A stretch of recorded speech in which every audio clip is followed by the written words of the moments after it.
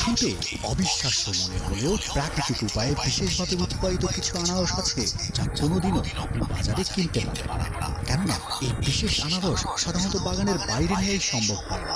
আবার কালে ভদ্রে খুচরা বাজারে দু একটি মিলে গেলেও আপনি হয়তো চিনতেও পারবেন না। এই যে আমি আপনাকে দেখাইতেছি, এই যে দুইটা আনারস, এই যে আনারসটা একটু সবুজ সবুজ দেখতেছেন আপনারা। এই আনারসটা আর এই আনারসটার মধ্যে পার্থক্য এইটুকুই। তবে সেই বিশেষ আনারসের কথায় একটু পরে আসছি।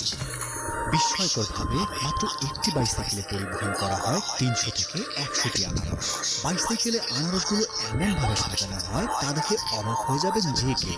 একটা সাইকেলে ৩০০ পর্যন্ত আনারস ভরা যায়। আমরা বাজারে নেওয়ার সময় ১০০ করে সাইকেলে করি। খাঁচা দুটো, একটা সামনে আলাদা দিচ্ছে। প্রথম খাঁচা নিচে কয়েকটা দেয়, তারপরে এভাবে সাজাই। এরারে তুলে দড়ি তুলে পরে আনারসের মাঝে মাঝে বান দেই, মানে যাতে না পড়ে যায়। এটা আনারসের রাজধানী হিসেবে পরিচিত টাঙ্গাইল জেলার মধুপুর।